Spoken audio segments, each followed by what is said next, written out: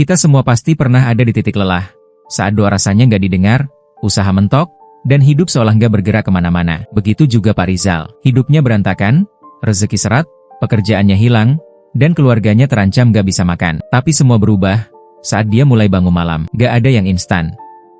Tapi dalam 40 hari, hidupnya berubah total. Ini kisah nyata.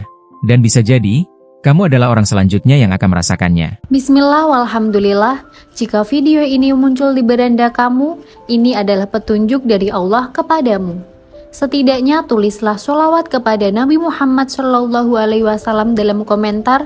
Insya Allah bisa jadi bukti kecintaan kita untuk mendapatkan syafaat kelak di akhirat, dan semoga diijabah semua doa dan keinginanmu. Assalamualaikum warahmatullahi wabarakatuh. Teman-teman, syukur alhamdulillah kita bisa berjumpa lagi di channel ini. Sholawat dan salam selalu dan tetap tercurahkan kepada junjungan kita, kepada Nabi besar Muhammad SAW.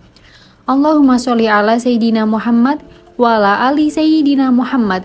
Harapan dan doa kita bersama, semoga kita semua diberikan kesehatan, dilapangkan rizki, dan diampuni dosa serta dipanjangkan umurnya. Amin ya robbal alamin. Namanya Pak Rizal. Usianya 45 tahun. Sehari-hari, beliau kerja sebagai sopir angkot di Jakarta. Bangun pagi sebelum subuh, bukan buat ibadah, tapi ngejar setoran. Istrinya, Bu Nani, buka warung kecil-kecilan depan rumah.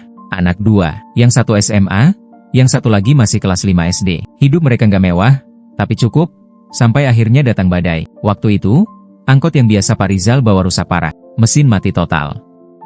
Bosnya bilang, maaf Pak Rizal, saya belum bisa perbaiki. Jadi untuk sementara, Bapak istirahat dulu. Istirahat, artinya nggak ada penghasilan. Beberapa hari setelah itu, sekolah anaknya nuntut SPP. 3 bulan belum dibayar.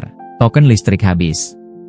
Uang tinggal 50.000 di dompet. Dan puncaknya, Pak Rizal tumbang. Badannya panas tinggi, batuk nggak berhenti. Cuma bisa rebahan, sambil dengar suara istri ngeluh pelan-pelan karena bahan dagangan pun udah habis. Di tengah malam, ketika semuanya tidur, TV di ruang tamu masih nyala. Nggak sengaja, suara azan tahajud dari tayangan Islami nyaring banget masuk ke kamar. Pak Rizal yang lagi terbaring, dengar suara itu kayak ditampak. Bukan karena keras, tapi karena hatinya udah terlalu rapuh buat pura-pura kuat. Dia duduk pelan, badannya masih panas, tapi tangannya mulai naik ke wajah, nutup mata, dan dia nangis. Nangis kayak anak kecil yang capek nahan semuanya sendirian. Malam itu, untuk pertama kalinya dalam bertahun-tahun, Pak Rizal sholat tahajud. Bacaan suratnya masih terbata-bata. Air matanya ngalir terus. Tapi doanya sederhana banget. Ya Allah, aku nyerah. Tapi kalau Engkau masih kasih aku kesempatan, tolong tunjukin jalannya. Gak ada cahaya terang dari langit. Gak ada suara yang jawab. Tapi malam itu, hati Pak Rizal merasa ringan. Kayak ada yang pelan-pelan mulai dibersihin. Dan sejak malam itu, dia niat, aku akan bangun tiap malam. 40 hari. Gak peduli seberat apapun. Hari-hari setelah tahajud pertama itu masih berat. Pak Rizal belum sembuh total, badan masih lemas. Tapi tiap malam, sekitar jam 3, dia bangun pelan-pelan, cuci muka, ambil wudhu, dan sholat. Sholat tahajudnya gak lama, kadang cuma 2 rakaat. Tapi setiap sujudnya, dia tumpahkan semua. Tangis, takut, cemas, semua keluar di situ. Hari keempat, tetangganya, Pak Herman, mampir bawa semangkuk sayur. Katanya, tadi istri saya masak lebih, jadi sekalian saya bawain, Pak. Padahal sebelumnya mereka nggak terlalu dekat. Tapi ada saja yang mengetuk pintu, membawa sedikit bantuan. Hari ketujuh, Bu Nani ditawari temannya untuk bantu jualan gorengan di sekolah anak-anak. Laku keras. Bahkan ada guru yang pesan untuk acara sekolah minggu depan. Dan hari ke-10, Pak Rizal dapat telepon dari temannya lama, Pak Gito, sesama sopir angkot. Rizal, kamu lagi nganggur ya? Aku ada teman butuh supir buat mobil pick-up-nya. Sementara aja, cuma antar sayur ke pasar. Gak banyak, tapi cukup untuk beli beras dan bayar token listrik yang udah seminggu mati. Wajah anak-anaknya pun mulai ceria lagi. Tapi yang paling bikin Pak Rizal terdiam, itu kejadian di hari ke-14. Malam itu, setelah tahajud, dia duduk di tikar kecil. Di sebelahnya ada Al-Quran lusuh yang jarang dia sentuh. Entah kenapa, Malam itu dia buka. Halaman yang kebuka. Quran Surat At-Talaq ayat 23. Barang siapa bertakwa kepada Allah, niscaya Dia akan menjadikan baginya jalan keluar dan memberinya rezeki dari arah yang tidak disangka-sangka. Pak Rizal nggak kuat. Dia tutup wajahnya. Nangis sesenggukan. Ini ayat buat saya ya Allah. Saya ngerti sekarang. Bukan soal uang datang tiba-tiba, tapi soal hatinya mulai lapang. Dia udah nggak merasa sendirian. Dia mulai percaya, ada yang jagain dia di balik semua ini. Pagi itu, Pak Rizal siap-siap mengantar sayur pakai pick-up pinjaman dari kenalan Pak Gito. Semua lancar sampai di pertigaan jalan, rem mobil tiba-tiba blong. Pak Rizal panik. Dia banting setir, dan mobil nabrak tiang listrik. Alhamdulillah nggak ada yang luka, tapi bagian depan mobil ringsek. Pemilik mobil datang. Wajahnya tegang. Mau gimana, Pak Rizal?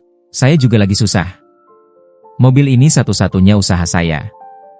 Pak Rizal diam. Gak bisa janji apa-apa, tapi dia bilang, saya akan ganti semampu saya. Hari itu, dia pulang dengan kepala tertunduk. Di rumah, istrinya yang tadinya semangat jualan, kelihatan lesu lagi. Pak Rizal tahu, hatinya ditantang lagi. Tapi berbeda dari dulu, malam itu dia tetap bangun. Wudhu, sholat 2 rakaat, lalu duduk lama, hanya menatap lantai, lalu berkata pelan. Ya Allah, aku udah jalanin perintah MU semampuku. Kalau ini ujian MU, aku terima. Tapi jangan biarkan aku lepas dari tahajud ini. Karena hanya ini yang bikin aku kuat. Hari-hari berikutnya dia tetap bangun. Meski siangnya nyari kerja serabutan. Kadang bantu angkut barang di pasar, kadang bantu bersih-bersih di toko sebelah. Gak tetap. Tapi cukup buat makan. Dan hatinya mulai tenang. Yang menarik, mulai minggu keempat, orang-orang di sekitar mulai merasakan kehadirannya beda. Lebih sabar. Lebih tenang. Pak Herman bilang, Pak Rizal sekarang kayak orang yang hatinya lapang banget ya. Padahal saya tahu Bapak lagi susah. Iya. Pak Rizal memang masih susah. Tapi dia nggak sesak. Karena setiap malam, dia cerita semua ke pemilik langit dan bumi. Dan malam ke-30, hal tak terduga terjadi. Pak Rizal ditelepon oleh seseorang bernama Pak Faiz. Assalamualaikum, Pak Rizal. Saya dapat nomor Bapak dari teman saya. Saya butuh sopir tetap untuk antar barang dagangan. Kerjaannya pagi sampai sore. Gaji bulanan. Tertarik? Pak Rizal bengong. Bahkan dia belum sempat nyari kerja lagi, tapi Allah ngirim kesempatan itu lewat jalan yang tak disangka. 3 hari setelah terima tawaran kerja itu, Pak Rizal resmi jadi sopir pengantar barang. Jam kerjanya pagi sampai sore. Gajinya nggak besar, tapi cukup untuk cicil utang dan isi dapur. Yang paling penting, tiap malam, dia tetap bangun untuk tahajud. Hari ke-35, dia terbangun dalam keadaan tenang. Biasanya masih ada rasa berat pas mau bangun, tapi malam itu beda. Ringan. Dia sholat, lalu duduk lama sambil zikir. Hatinya seperti diajak bicara, tapi bukan dengan kata. Lebih kayak rasa damai yang tiba-tiba mengisi dada. Hari ke-36, ada amplop datang ke rumah. Ternyata dari sekolah anaknya. Isinya, SPP anak Bapak selama 3 bulan telah dilunasi oleh donatur anonim.